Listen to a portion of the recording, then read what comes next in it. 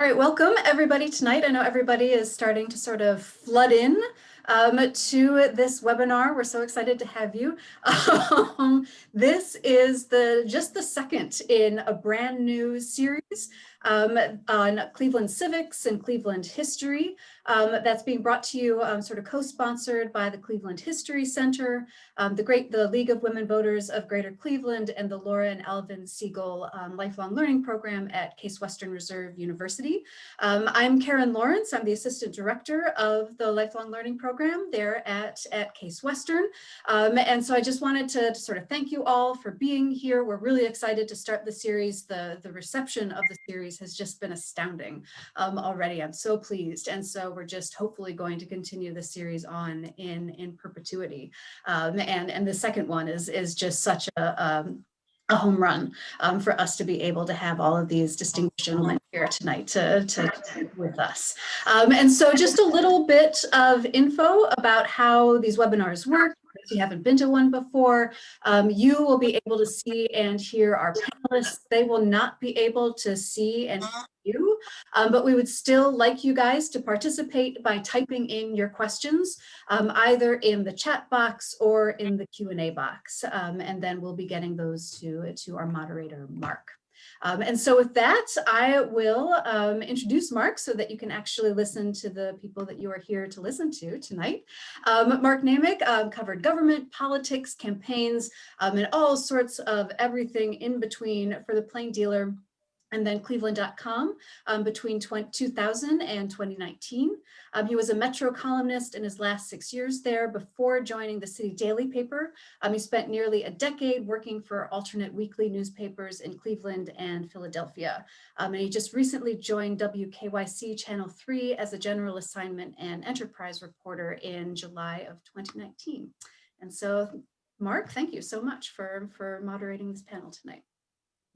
Well, thank you for having me. I want to thank the sponsors, Case Western Reserve, League of Women Voters of Greater Cleveland, Michael Barron's efforts, and the Cleveland History Center. I know a good moderator tries to get out of the way, so I will do that very shortly. I think it's worth talking about what happened 20 years ago, because right after this current election's over in 2 weeks, I think we're going to see a real shift towards what's going to happen in 2021. Which would be the end of the now longest serving mayor's term, Mayor Frank Jackson, and we're going to see a big race. I think it's going to draw on a lot of the issues we're going to talk about tonight, from development, tax issues, of course, racial unrest, poverty, all of these things are connected. So I think the best place to start for now, and we're going to be happy to jump around when we see questions come in and just kind of go where it naturally takes us. But that is to start in 1989. That is, the year Michael R. White was elected, beating a mentor of his, George Forbes, and we'll talk a little bit about that race and dynamic leading up to it. And then he served what at the time was 3 terms, making him the longest serving mayor in the history of the city. He left a large legacy. And that's a neutral term. I think it's important to point out. That's not good or bad. There is a legacy, and we'll be talking about that tonight. I'm joined by a former colleague, Brent Larkin, former director of editorial pages at the Plain Dealer, longtime reporter there and at the Cleveland Press, and still a hardy scribe out there now. Also, joining us is Leon Bibb from Channel 3, who before COVID, got to see him a few cubes away in my short time. I've now worked in my car longer than I have at Channel 3, because we've just passed that 7-month mark. And of course, Tom Beres, who I drive to his street every day when I was at the station. Tom, a longtime politics reporter at Channel 3, and for those who don't know, I think Tom had the record at being the longest employee of Channel 3 as a reporter, and almost anywhere in town with one station. So with that, I think we should start 1989. Maybe Brent, I know you were covering that race closely. If you could start us by just painting a picture a little bit of what that race was like leading up to it.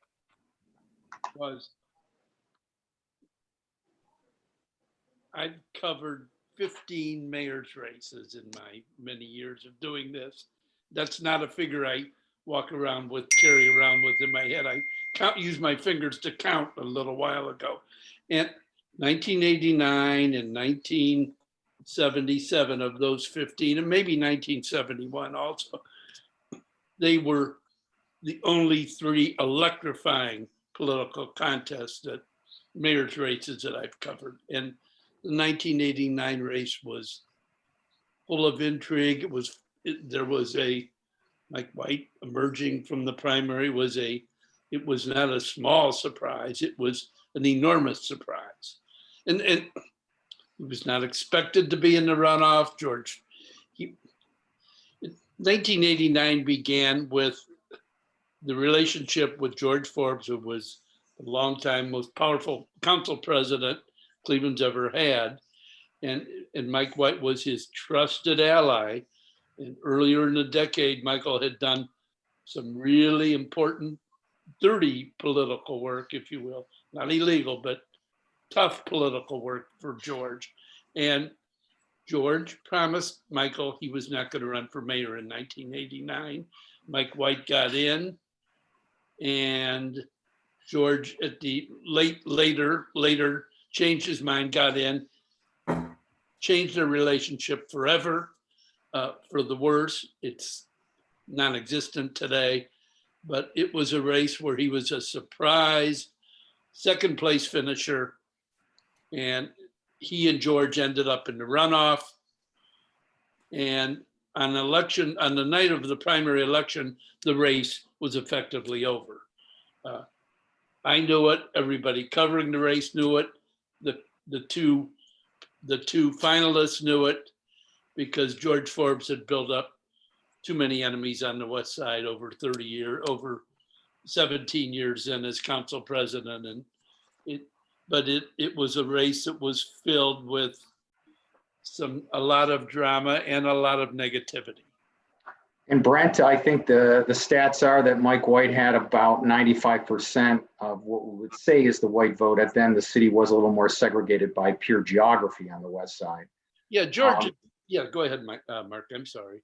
And so that, certainly made a difference. And we knew for a long time, you always had to get about 30% from the other side of the river if you were ever going to win in a race. But before we go forward, Brent, more on that, I think the point of him running, Leon, you talked to him, covered him when you were in Columbus. You've mentioned before, you knew this guy was going to run, and if you could tell us a little bit about that. Yeah, I was a reporter in Columbus at the NBC station WCMH Channel 4 in Columbus in the early 70s. I just gotten out of Bowling Green State University and a graduate school, at least, after the Army and all of that.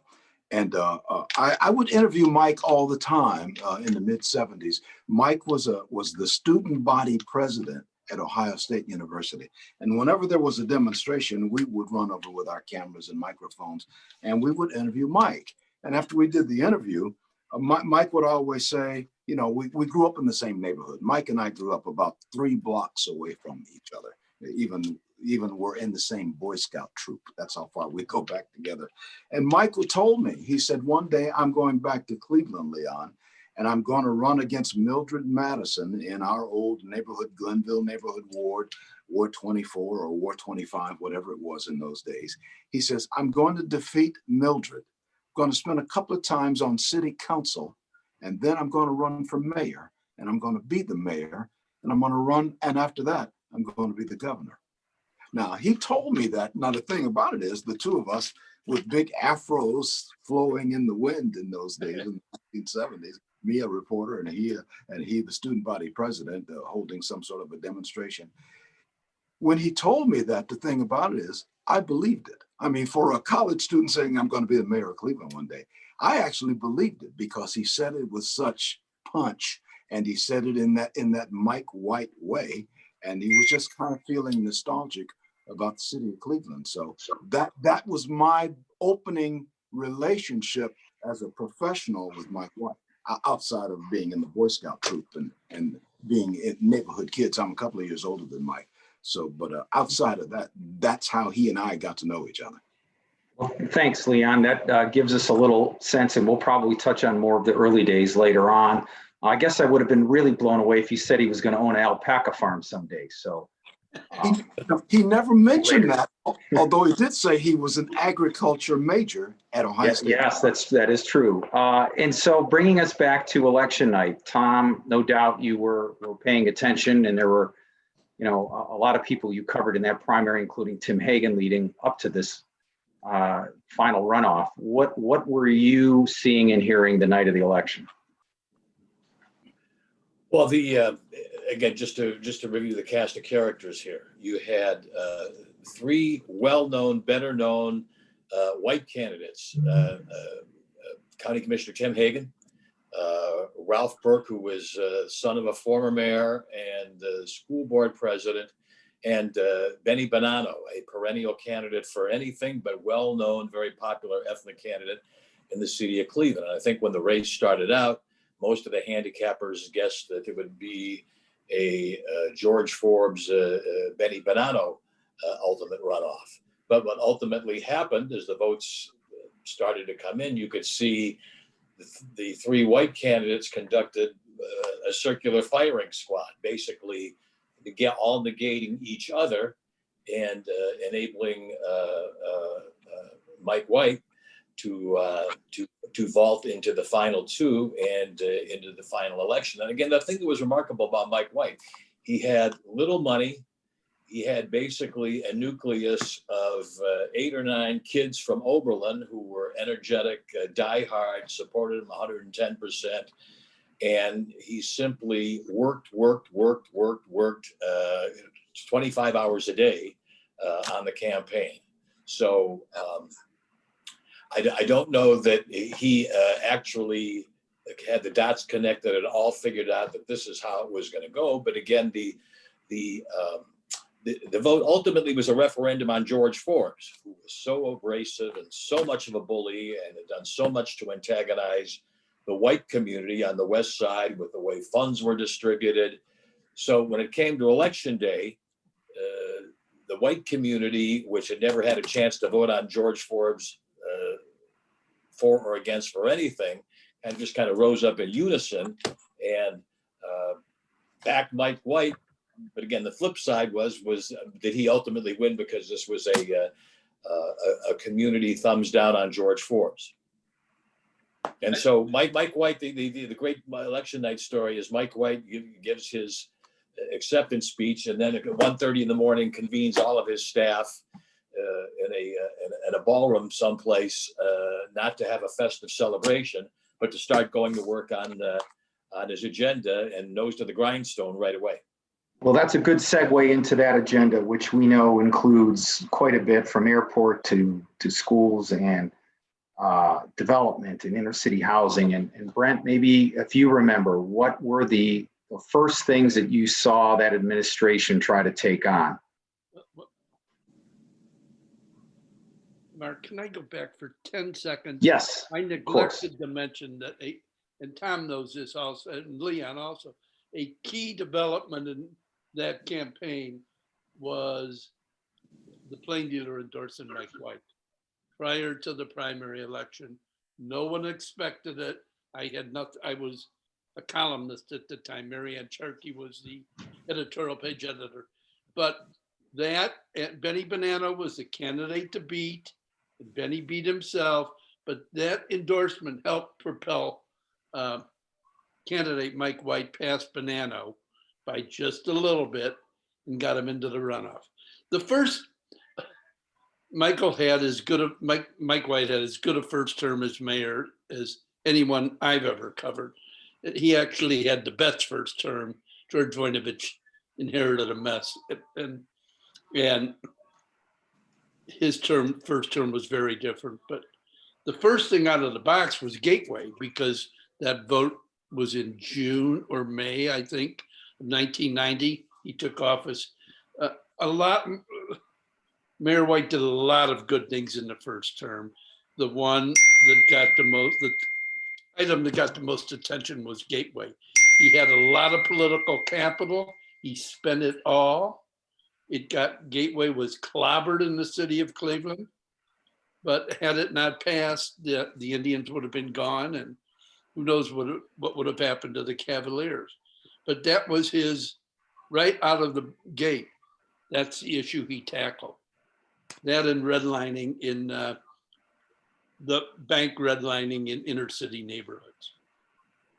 Tom, do you remember, I guess, aside from Gateway, any issues or how quickly he started looking at the tax abatement issues in the housing that we saw? Really not anything like it since, in terms of the number of houses being built, in central neighborhood and in what we would call the inner city. We obviously have a lot of new housing now between condos, but those are all now, built up for, for far wealthier residents.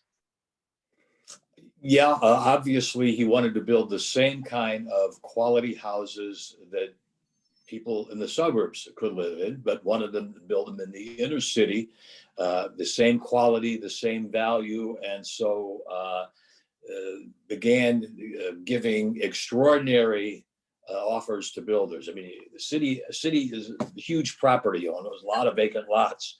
Put those lots up for sale for $1 a holler, a buck a lot.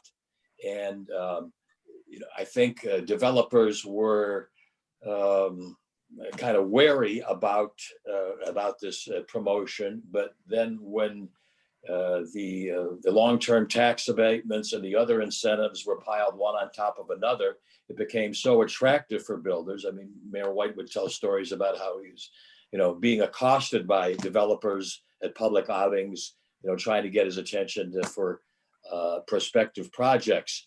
And the exact number, some reason 233 sticks in my mind is the actual number of new housing projects or developments that actually were constructed on his watch, which I believe was more housing than had been built in Cleveland going back to the Korean War. Just harkening back to a quick Gateway point. I mean, the fact of the matter is, he came into office and this was dumped in his lap. This wasn't something that he had a plan for. This was something that he and Tim Hagan over at the county had to come together with. Faye Vincent, the baseball commissioner, came to town and basically said, "New stadium or you don't have a baseball team."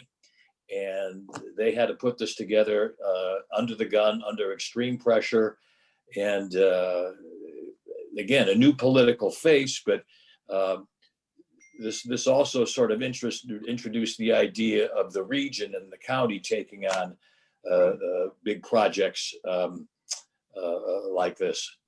Again, a lot of people can argue that maybe the terms that he gave the Indians and the Cavaliers were too generous. Like, why shouldn't they pay property taxes on the stadium?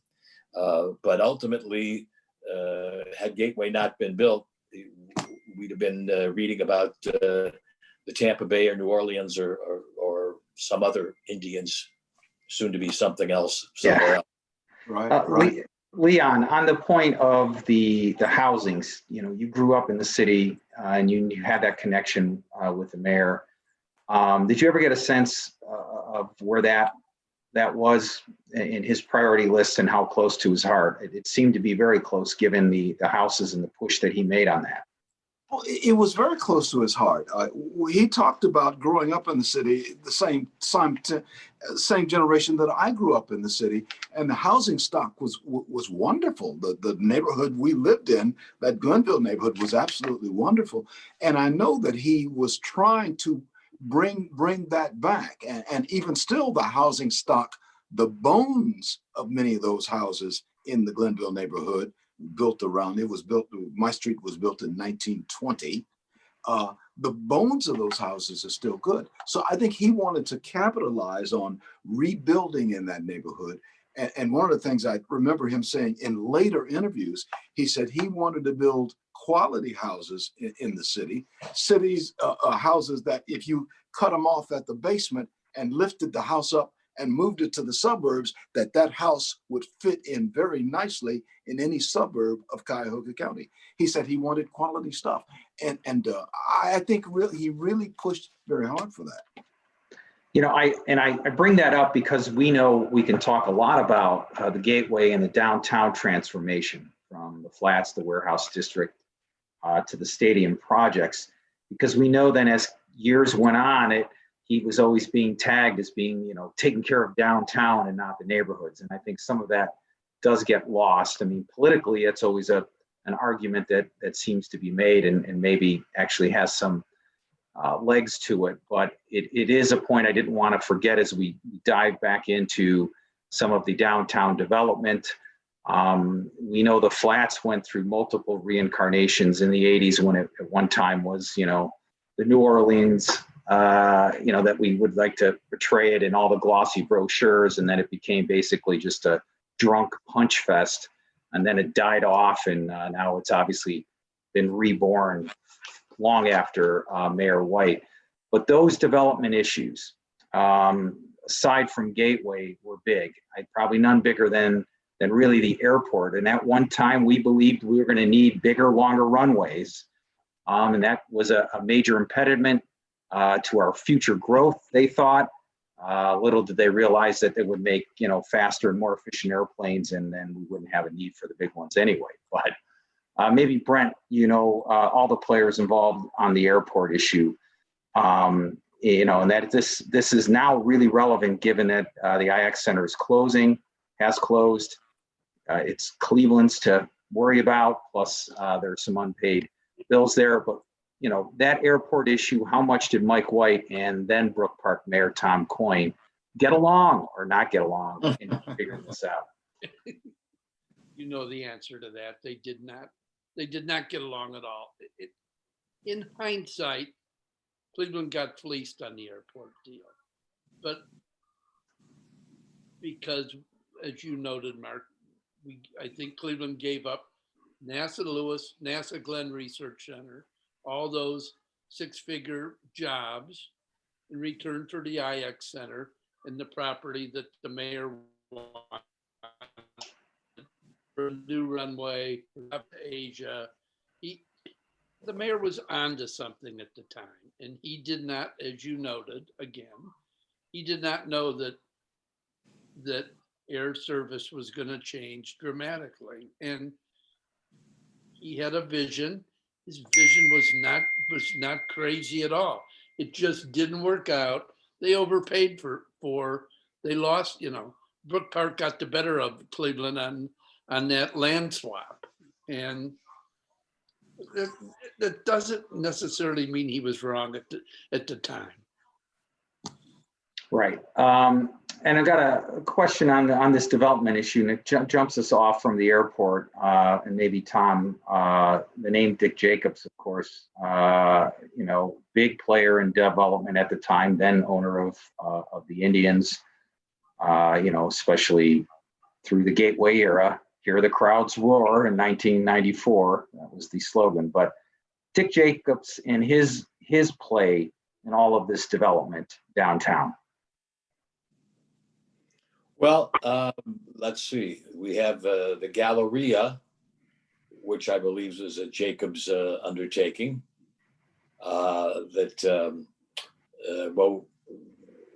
This was a time when downtown shopping was coming back in other parts of the country.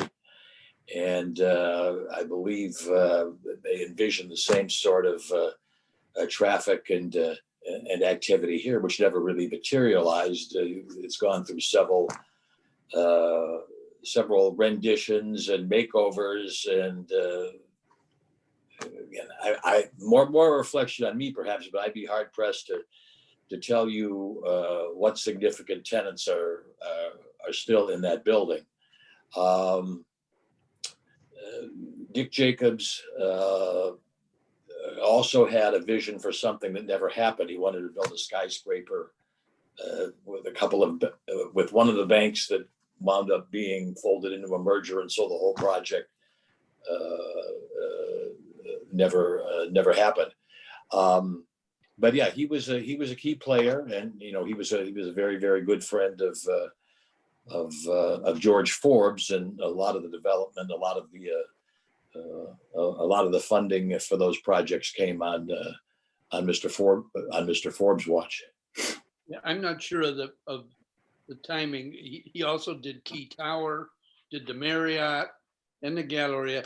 but I'm not sure if that wasn't started before Michael became mayor.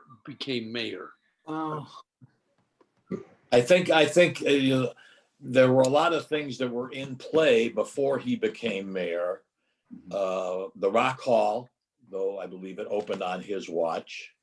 But definitely started by Voinovich getting the money. Right. And I think actually Mayor White said that the job of a mayor was to sort of keep building on top of what previous mayors had built. So he gets maybe more credit than is due him for the Rock Hall and the Science Center. And well, then we can get into Brown Stadium and the lakefront, but that's a whole nother. Well, we are, and that is one development that you can put at the feet of the mayor. It's one that people have speculated on quite a bit, or not speculated, but have talked about and reanalyzed about whether or not that Brown Stadium should have ever been built on the lakefront. I did a story for Channel 3 when I first started last year, where I revisited the stadium with Fred Nance, and who was a major influencer in the mayor's, I guess, kitchen cabinet and business cabinet, and a lawyer for the city, working for a private law firm. And he said there is no regret, no question that they had no choice but to build there, given the time frame from the Browns, from the NFL, in order to keep a team. People have always speculated, well, why did we not build it away from the lakefront and open that up? It just, in his view and in the mayor's view at the time, there was no other option. They had a clock. Well, Mark, they had looked at that piece of land catty corner to Progressive Field over there, where there's that that BP gas station right on the corner. They'd looked at that, but it was so many different parcels of land, it would take too long to buy up all of those parcels of land. Municipal Stadium, the city already held right there on the lakefront. So they just tore down the old stadium to build a new stadium because, as you said, time was of the essence if we were to get a Browns team back by 1999, which we did. So they had to go with the land that they had. And that's a great point. And that was the driving factor. And hey, I do have a comment from one of the folks tuning in tonight that maybe we'll try to check, and maybe our memories are hazy. They believe that the Galleria may have even landed before the mayor got into office. So we don't know. I'm not sure we were giving the mayor necessarily credit for that. We were talking about it in the context of the Dick Jacobs project, but it certainly came online. Yeah, no, he's correct. He's correct. It preceded Mayor White's, but I wanted to put it on Dick Jacobs' plate. Absolutely. And on the stadium, Brent, the issue was talked about a lot relative to the Browns, and there a lot of debate over whether Modell should have left or had to leave, or was he offered a deal? But that's the past. The mayor built that stadium. Do you think it was the right move at the time, given the context in that moment? Never going anywhere else, because the mayor was never open-minded about it. I thought at the time the mayor was right. I'm not too sure now. We had to build this in a big hurry. It's a mediocre stadium at best. And eventually I think there's going to be a play to build a new one somewhere else in the not too distant future. If you ask most Clevelanders today who are 50 and over or 60 and over what they remember about Mike White, 90% of them will say he brought the Browns back.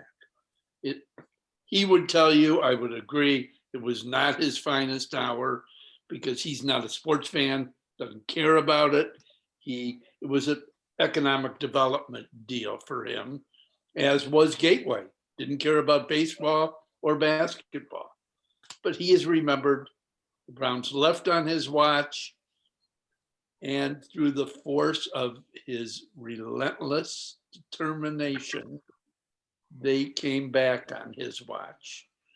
I'm not sure after 21 years of pathetic football, in hindsight, that was that good a deal, but we didn't know that at the time. And he single-handedly took over that effort and was successful.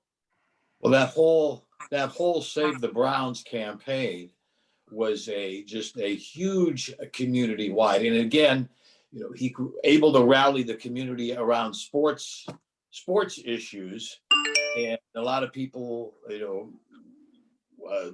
say that, gosh, if only there was a way to get that kind of community-wide support for improving the Cleveland public schools or other more significant issues.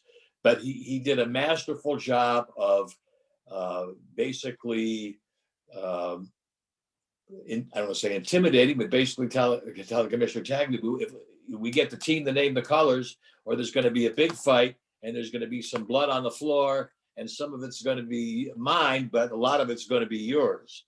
And the way that he was able to rally the community to flood the phones and flood the fax machines of virtually shutting down 6 or 7 franchises and paralyzing the NFL's business.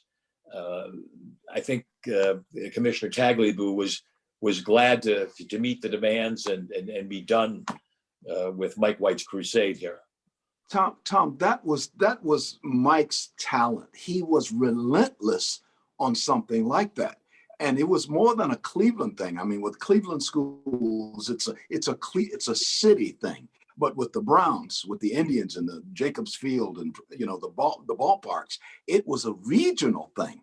And that was his talent, was to paint that picture and be relentless like a bulldog on Tagliabue's ankle, I'll say ankle, and the NFL till they gave in. And he did say there would be blood on the floor, some his, and a lot of it would be Tagliabue's if the Browns didn't come back. Well, let's take a jump off on that point, Leon, though, that you mentioned, and Tom, a minute ago about the schools. We have a legacy that exists today of Cleveland City Hall being ultimately in charge for the Cleveland City Schools. And the Mayor White fought to have that control, and it was very controversial at the time. It was a reaction to very dysfunctional school board. That in and of itself could have had a team of beat reporters at the Plain Dealer covering. And he certainly, set that in motion. And now people don't seem to ever even give mind to it under Frank Jackson, that it's still ultimately his responsibility. Brent, do you remember the push for the schools? School required a lot of help from the Ohio General Assembly and the governor at the time, who was George Voinovich. And it didn't sail through the legislature. It had to go to the ballot here. And goodness knows I don't pretend to speak for Mayor White, and he would object to my even trying, but he would probably tell you it was one of the things that he's proudest of, perhaps the proudest of, is trying to change public education in the city. And it was called, and we call it today, mayoral control. Where the mayor appoints school board members. We had a long history of electing people who didn't belong on the school board. One of them, mooned somebody on the way to a Coliseum concert, and we had a collection of assortment of clowns elected to the school board with good last names. And he was right to take a shot at it. And again, he approached that with his approach was relentless, and he got it done. Yeah, I think it's worth noting now, almost 30 years later from the beginning of that, the schools remain in control of the city. And, they have a levy on the ballot just a couple of weeks from now that, will be the next mayor's legacy as well, good or bad, that if that doesn't pass, there's going to be massive changes, and the next leader of the city is going to have to then re-embrace that idea. jumping a little bit over on this, maybe somewhat related, people talk about the legacy. It's easy to point to buildings and some of this economic development, housing. But as a legacy, as a second African-American mayor, in his push for racial justice, schools, you could argue, is representative of that. But this question is asking, what was that legacy among the Black community? He may never be remembered like a Lonnie Burton, a former councilman that he once argued with, that is represented the central neighborhood in the projects, who died at a young age of a heart attack, but was very outspoken. What was Mike White's legacy as a African American in a city, then and now largely minority, and still full of high poverty rates, redlining, and racial injustice. So I don't ask anyone specific on this, but if someone wants to weigh in on that. I think when he ran for mayor, I seem to recall a statement where he said he had actually, before he ran for mayor, he'd only been to the West Side maybe once or twice in his entire life. And still won their vote. Yeah, that's right. But when he ran for mayor, and again, it made sense politically because of all of the opposition to George Forbes, he made an attempt to, form interracial coalitions, and I think to engage the entire community. I know I saw a not yesterday recent, but a couple of years ago, interview that he did where he talked about the thing that troubled him most is that his kids and their generation are going to wind up having to fight the same fight that he did as student body president at Ohio State and as mayor, in terms of fairness and justice and equity and economic equality. He talked about the importance of African-American presence within the big institutions in town. Said, well, we're doing pretty good on that, but in terms of African-American small businesses and employment opportunity, we're still lagging way behind. I mean, the year after he left office, I believe Cleveland could lay claim to the dubious and unfortunate title of poorest city in big city in the country, and here we are. How many years later, and the same distinction now falls into our lap. I remember a particular episode on the subject of race where the Ku Klux Klan wanted to hold a rally, and he got all kinds of blowback and grief from the African American community, because he came down on the side of the constitutional rights of the Klan to hold the rally. And I remember he took a lot of guff and a lot of criticism for allowing that rally to be held. And then we get into issues with the police union about that also. Him and Bob Beck, and the Ku Klux Klan could change into their rally, bed sheets in the police garage.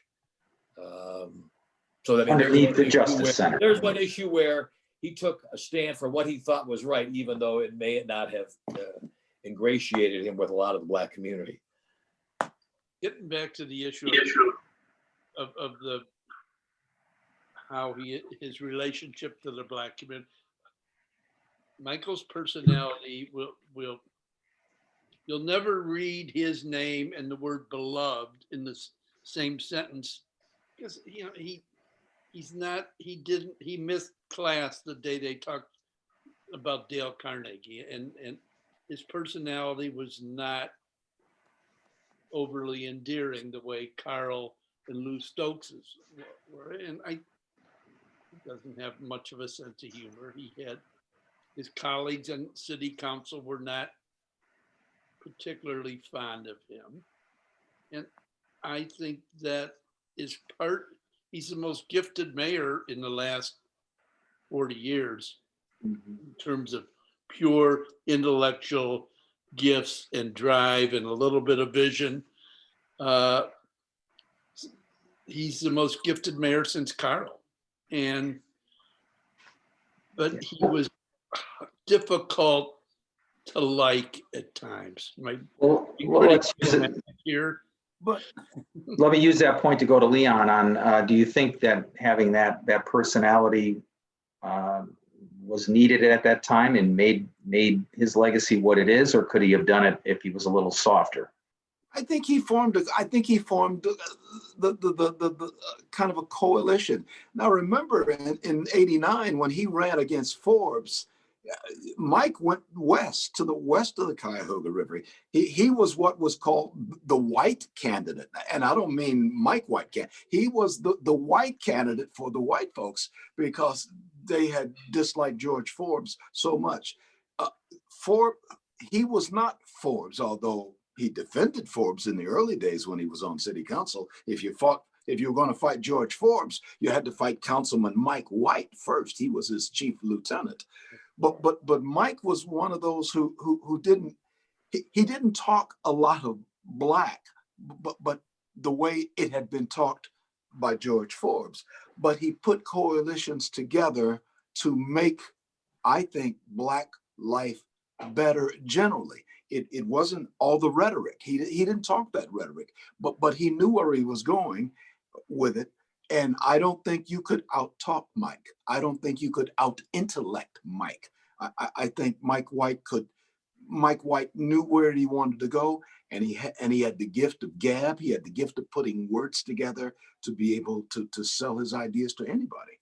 And I think that was part of his success, which later on became part of the black community.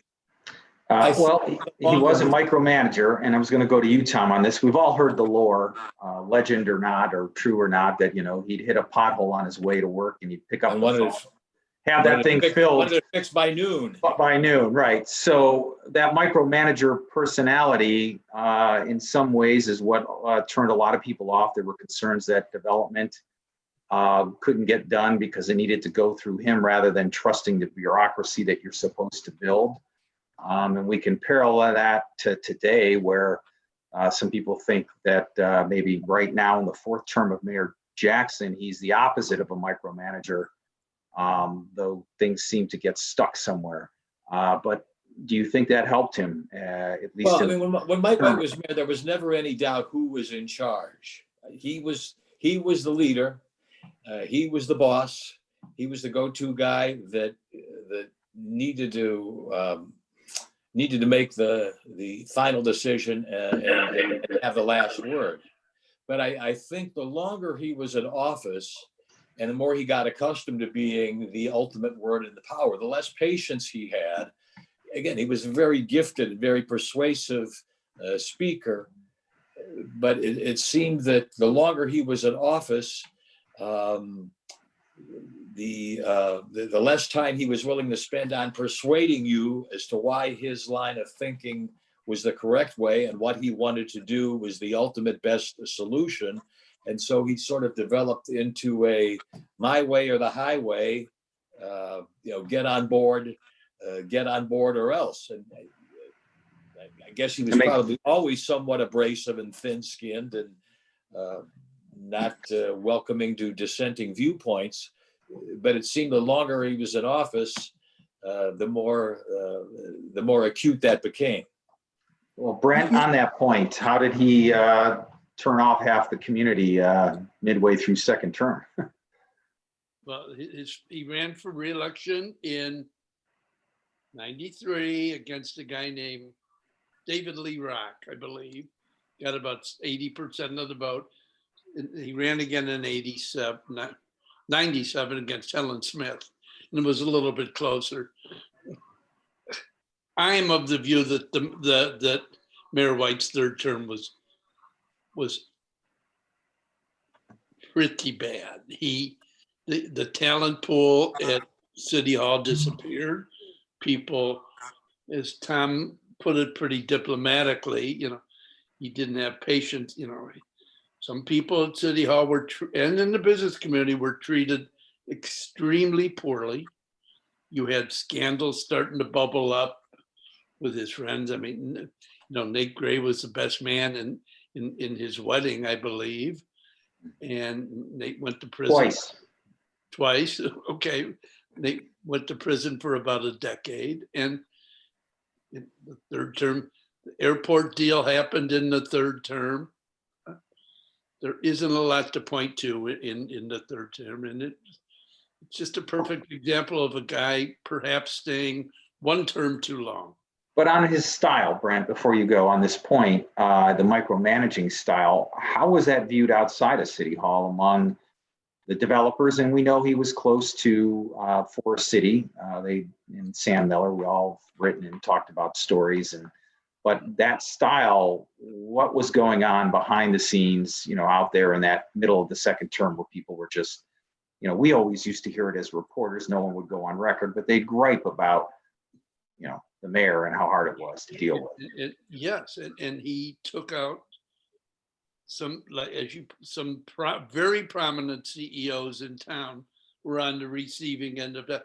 Hey, let's be honest, there were problems in the Plain Dealer newsroom at the time related to treatment of the mayor. And, you know, an editor came along by the name of Doug Clifton at one point, and that whole tone changed because Doug was to his core, was a great newsman. But yeah, the mayor's relationship with people seeped into the Plain Dealer, and he did not like the coverage that he got from the Plain Dealer in his last 4 or 5 years as mayor. Leon, was coverage viewed, how did he view coverage in the broadcast media? Well, I know when he started, I mean, when he started that first term, he was in every newscast. Mike could make 2 appearances in a 30-minute newscast. He could make 2 of them. I mean, if they opened up a swimming pool in the summer in that first term, Mike White would go to the swimming pool, roll up his pants all the way to his knees and wade into the water with the children. And that was good television for those of us who understand how television works. He was that, and he had 2 wonderful terms. I thought he had a pretty good relationship with the television end of it. I know he was always battling the Plain Dealer. I mean, he was always battling you guys at the Plain Dealer. But that third term, as Brent said, is what got him, and the bloom got off the rose at that point. But for the first 8 years, I think he was on a roll because the city was moving in such a great direction. But I remember that when he would talk about micromanaging, I remember there was something that happened with the fire department, and I covered the story of going to the fire department and hearing top fire officials. I don't know if it was the chief or not. Hearing top fire officials hold this news conference. Well, they conference told what they were going to do. And as we were wrapping up our cables and cameras to leave, in walks Mayor Mike White. And Mike White says, everybody come back in. The news conference is still going on. And Mike went over what they had done, and he just did it in his words. And it kind of pushed even the fire department outside of their own story. So he could micromanage it. And I think as far as the news media, some of that began to tarnish some of his image at that time. Yeah, on that point, Tom, that you would see the mayor pushing back on, whether it's the fire department union or others, his relationship with City Hall and his own bureaucracy wasn't good towards the end. There were some of the highest turnover of an administration that you could imagine. And I think that probably hurt the success of the city towards the end as well. You would hear stories about cabinet meetings where, all right, we're all in attendance, and sort of like who's going to be in the barrel today and who's going to be in the crossfire today. And I think the longer he was in office, the less qualified and less competent, to be honest, cabinet members on his team were still in place. He went through, I think, 8 police chiefs. He went through police chiefs like they were Kleenex. I mean, the fact that the fact that he was such a demanding boss. Again, he was a workaholic. The stories were that he'd be bounding up to work 6 o'clock in the morning every day, but he had the same expectations that everybody else on his staff would be nose to the grindstone, shoulder to the wheel, nonstop, work. But again, he was very demanding, and I think in many ways became his own worst enemy. Well, how does all of that tie? Go ahead, Brent. Jump in on that point.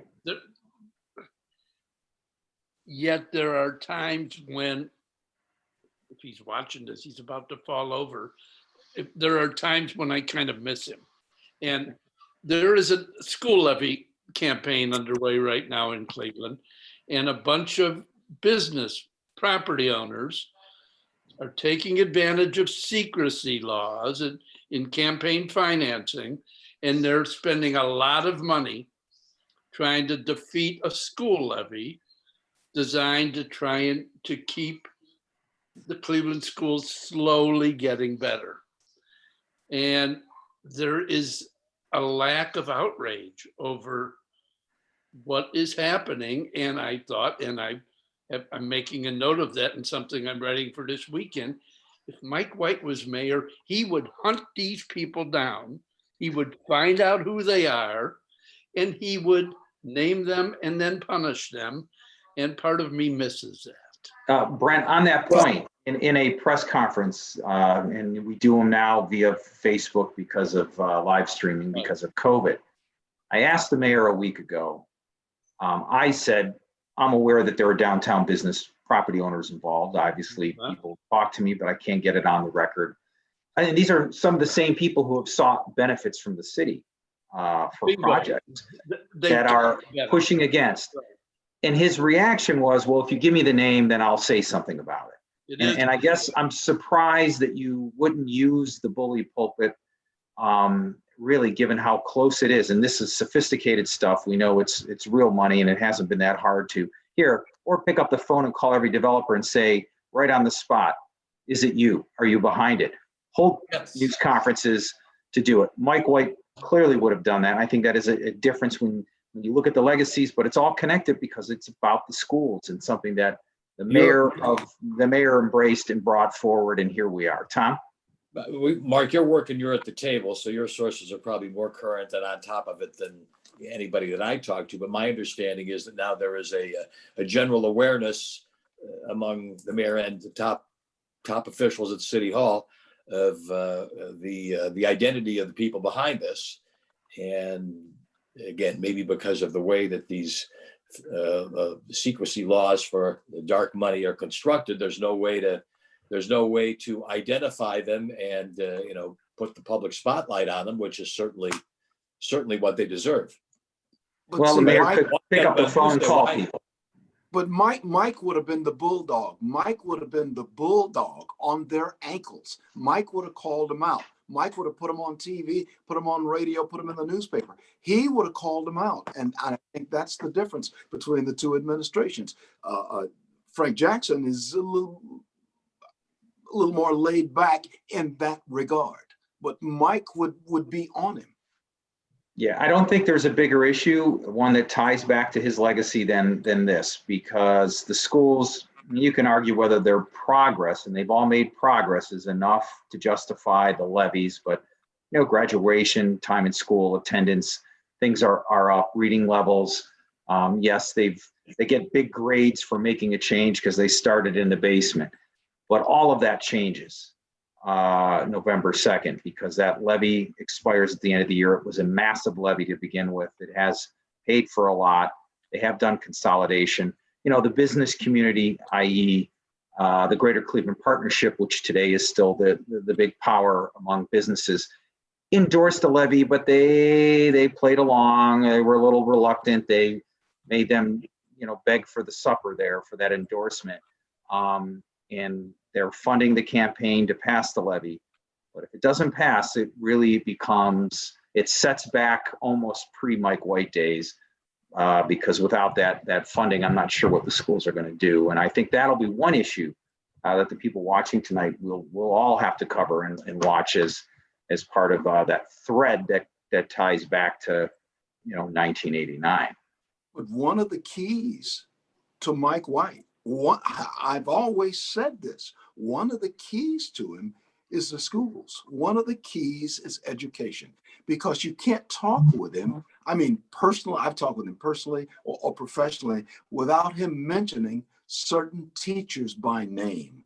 I know those teachers because I had the same teachers. And he will tell you, were it not for those teachers and were not for the school system, he would not be where he got to be. And I think that's key. I think the whole school thing is very key to his development and his philosophical thought. Well, it gave him cover, if nothing else, to say, I did what the best thing I could do for the schools was control it and pass levy. And now I'm downtown to that idea that he's not doing much. Again, whether the schools have succeeded or not, some people will debate. Tom, go ahead. Well, I understand that the pandemic has turned the whole world upside down, including the news media and how you do your job every day. But where has Mayor Jackson been on this school levy? Maybe I've just blinked and missed it, but I haven't seen a whole lot of resounding public statements about the importance of this levy.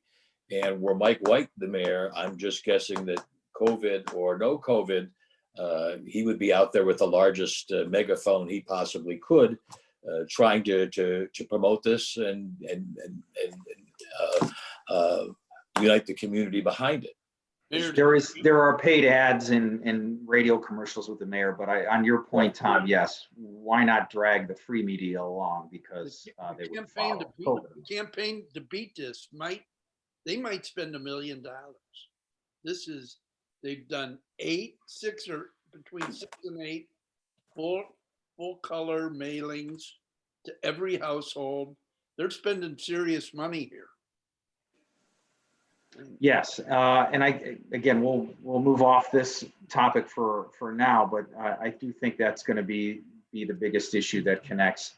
When we look at stadium, housing, the schools, economic development, airport, set all that aside for a moment.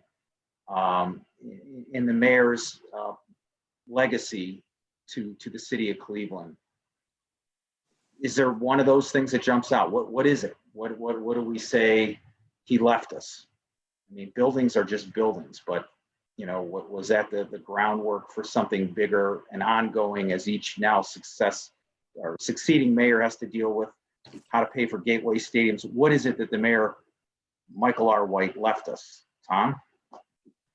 Well, I guess we could make this a split personality thing. The positive, the good, the beneficial Mayor White left a good example for how a strong mayor sets an agenda, tackles any big problems, any big issues, any big personalities, and leads. The flip side of the Mike White coin, of course, is his personality issues and his difficulty and thin skin and inability to accept criticism. Obviously, hangs over his ultimate legacy as a tarnish on everything that everything he did manage to accomplish. What is named after Mike White in the city? There's one elementary school, I think, that is merging with a Montessori school. Maybe this goes back to your comment, Brent, about the word beloved and Mike White maybe not being used together very often. Is there anything else in the way of a tangible legacy in the city that you're aware of that has a Mike White identity on it? No, I think you're right. I don't think there is. There's Voinovich Park and there's lots and lots of Stokes, you know, Yeah. remembrances, but there is not. And my views,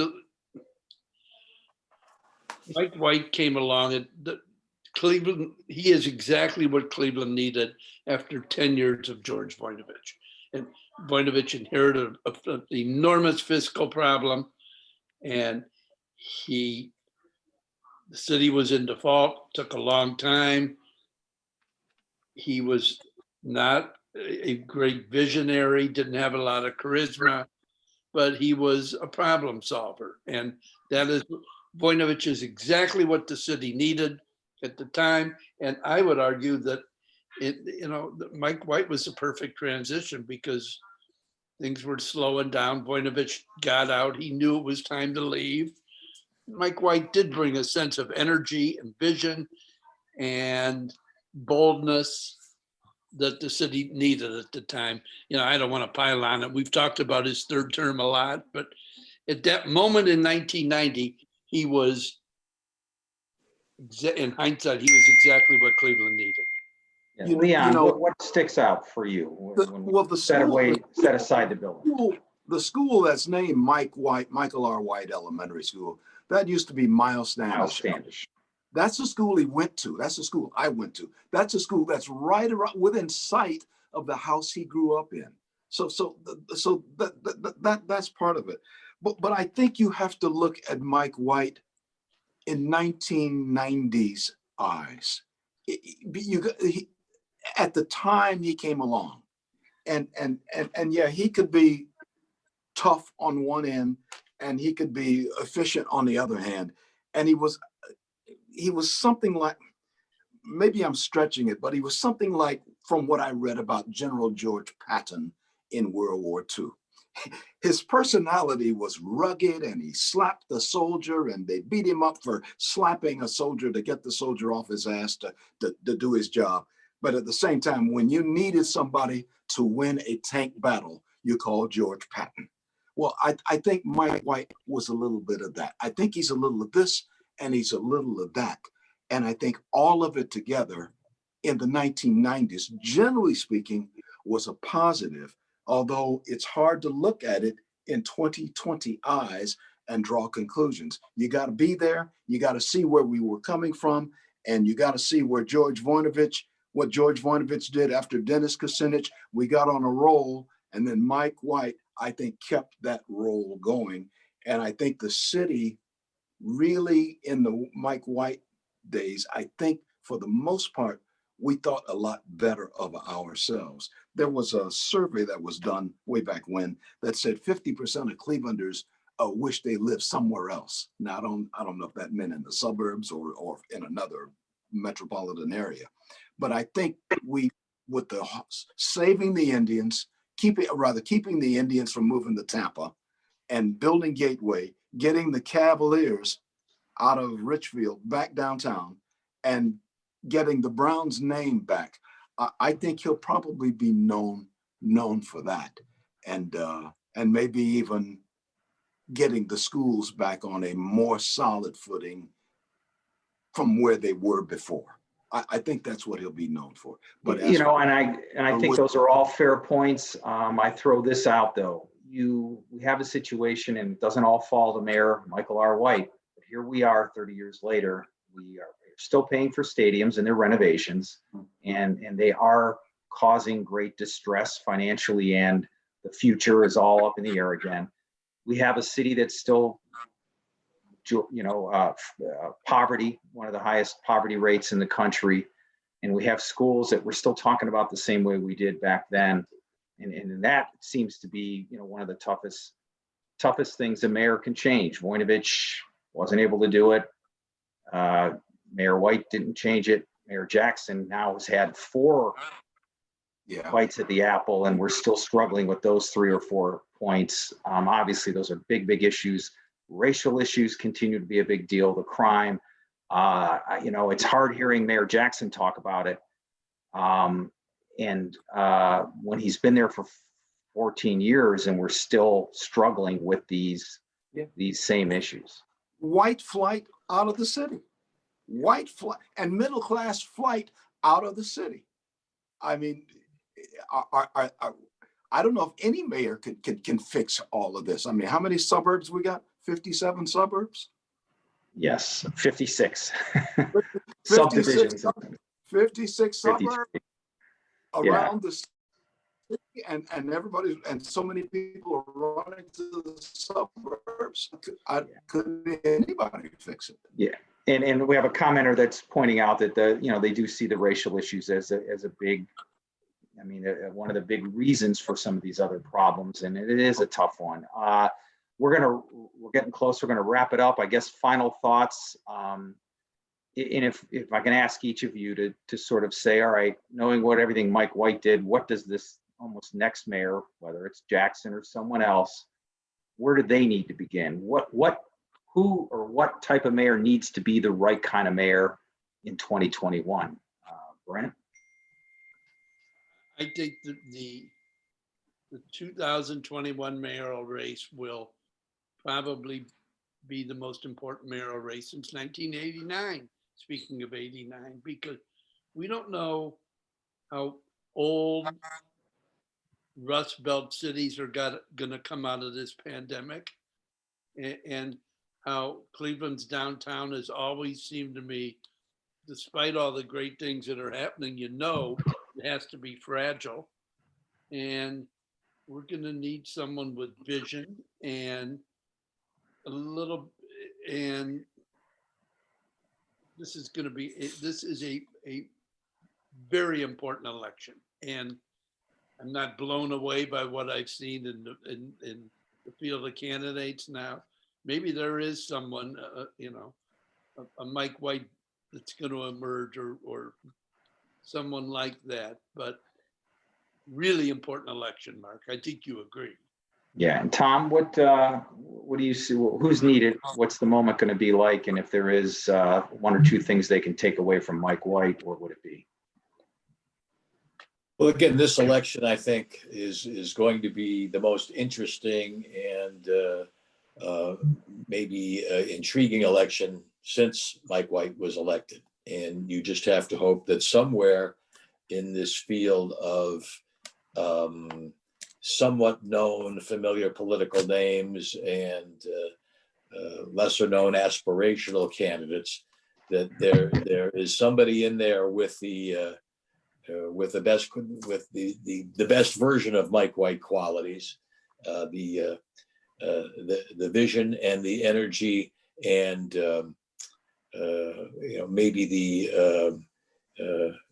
maybe the outside the box thinking that the city seems to really need here to solve some of these chronic problems, which, again, if you list the 5 biggest problems, education, healthcare, housing, lack of jobs, same that they were when Carl Stokes was in office.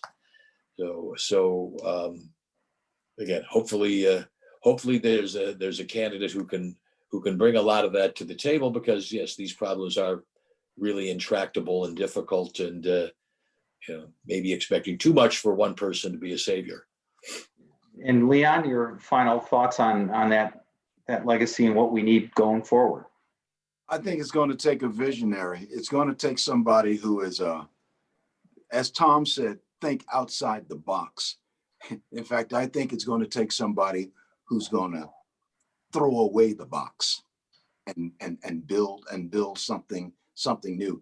I think there is a generally a good infrastructure in the city with the people and the ethnic groups and all of that. I think there's some strength there, but I think it's going to take somebody who is going to have to be a visionary, looking downrange, who may not even get credit for it for another 30 years, whatever he or she does. That's what I think is going to take for this city to be what we all want it to be.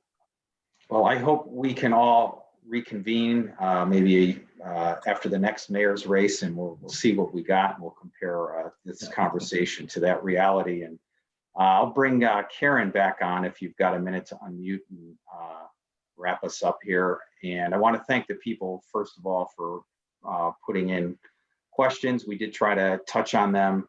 Obviously, we could have spent hours and hours on every little element of all of this.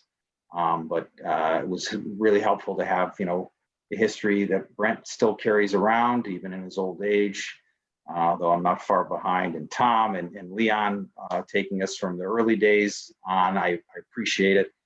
You make being a moderator very easy because I can just say go and you did it. Karen? Thank you guys so much. This was so informative, and like a lot of our participants are saying that they'd love to continue the conversations with themselves and with their families, and it was so informative. Thank you guys so much. Thank you all of our attendees for joining us. And I would also note that the next in this series, sort of continuing on in our mayoral theme of tonight, is going to be on Thursday, November 19th, on the influences of Henry George on Tom Johnson and other mayors as well. So we hope that some of you will join us for that. And thank you guys so much. This has been really, really lovely. Thank you. Thank you all. Thank you. Thank you. Thanks. Done.